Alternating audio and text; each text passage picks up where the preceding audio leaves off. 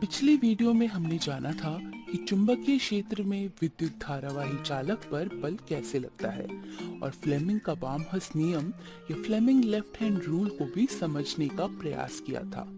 साथ ही हमने विद्युत मोटर के कार्य करने का तरीका और उसके उपयोग जैसे पंखा, रेफ्रिजरेटर, कंप्यूटर और वॉशिंग मशीन के बारे में भी समझा था। ये सारे विद्युत से चलने वाले उपकरण होते हैं। क्या हम ये जानते हैं कि विद्युत बनाई कैसे जाती है? विद्युत जनित्र या इलेक्ट्रिक जनरेटर के माध्यम से बनाई जाती है। विद्युत जनरेटर विद्युत चुंबकीय प्रेरण या इलेक्ट्रोमैग्नेटिक इंडक्शन के नियम पर कार्य करता है। विद्युत चुंबक तो सुना है, मगर विद्युत चुंबकीय प्रेरण क्या होता है? चलिए हम विद्युत चुंबकीय प्रेरण को एक एक्टिविटी के माध्यम से समझने का प्रयास करते हैं। इस एक्टिविटी को करने के लिए हमें एक 50 फेरों वाले तार की एक कुंडली, एक बार मैग्नेट और एक गैल्वेनोमीटर चाहिए। गैल्वेनोमीटर क्या है?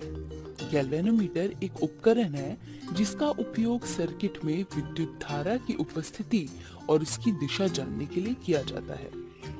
गैल्वेनोमीटर को कुंडली से इस तरह जोड़ने के बाद जब चुंबक के उत्तरी ध्रुव को कुंडली के एक सिरे की तरफ ले जाते हैं, तब गैल्वेनोमीटर की सुई में एक और विक्षेपण होता है। मान लीजिए ये दिशा दाईं ओर है। सुई का हिलना कुंडली में विद्युत धारा के होने का संकेत देता है और जैसे ही चुंबक की गति समाप्त होती है, गैल्वेनोमीटर में विक्षेपण शून्य हो जाता है।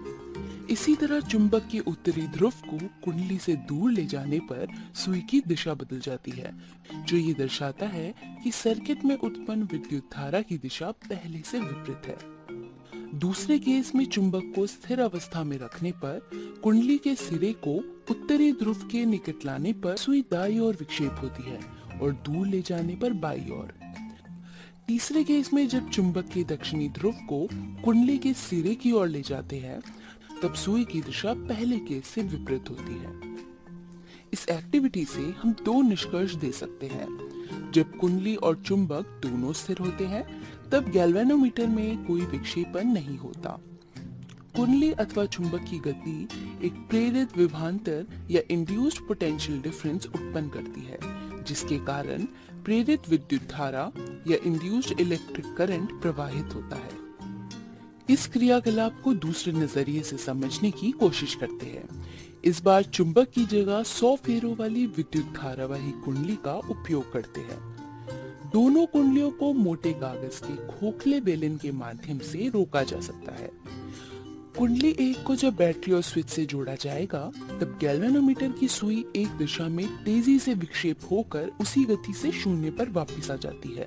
अगर स्विच को निकाला जाए तब भी विक्षेपण देखा जा सकता है, परंतु उसकी दिशा उल्टी होगी। यदि कुंडली एक की विद्युत धारा की दिशा बदली जाए और स्विच को जोड़ा जाए, तब भी गैल्वेनोमीटर में विपरीत दिशा में विक्षेपण देखा जा सकता है। इस एक्टिविटी का ये निष्कर्ष निकलता है कि कुंडली एक में जब विद्युत धारा स्थायी होता है, तो कुंडली 2 के गैल्वेनोमीटर पर कोई प्रभाव नहीं पड़ता। कुंडली 1 में जब विद्युत धारा में परिवर्तन होता है, तब कुंडली 2 में प्रेरित विभवांतर या इंड्यूस्ड पोटेंशियल डिफरेंस प्रेरित होता है। कुंडली 1 को प्राथमिक कुंडली और कुंडली 2 को द्वितीयक कुंडली कहा जाता है। प्राथमिक कुंडली में विद्युत धारा के परिवर्तन के कारण चुंबकीय क्षेत्र में भी परिवर्तन होता है। द्वितीयक क्षेत्र रेखाएं भी परिवर्तित होती है, जिसके कारण इंड्यूस्ड विद्युत धारा उत्पन्न होता है। इस तरह एक चालक में विद्युत धारा के परिवर्तन के कारण दूसरे चालक में विद्युत धारा के इंड्यूस्ड होने को विद्युत चुंबकीय प्रेरण या इलेक्ट्रोमैग्नेटिक इंडक्शन कहते हैं। इस घटना को पहली बार माइकल फैराडे ने अनुभव किया था। इस इंड्यूस्ड विद्युत धारा की दिशा ज्ञात करने के लिए फ्लेमिंग के दक्षिण हस्त नियम या फ्लेमिंग्स राइट हैंड रूल का उपयोग किया जाता है।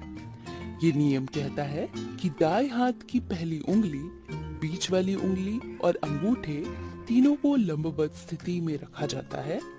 यहाँ पहली उंगली चुंबकीय क्षेत्र रेखाओं की दिशा बताती है और अंगूठा चालक की गति की ओर संकेत करता है।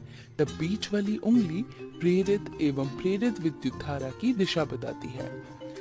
जिस प्रकार फ्लेमिंग का लेफ्ट हैंड रूल विद्युत धारा और चुंबकीय क्षेत्र के कारण लगे बल को बताता है, उसके विपरीत फ्लेमिंग का राइट हैंड रूल चालक की मोशन को चुंबकीय क्षेत्र में रखने के कारण जो विद्युत धारा प्रेरित होता है उसे ये रूल दर्शाता है।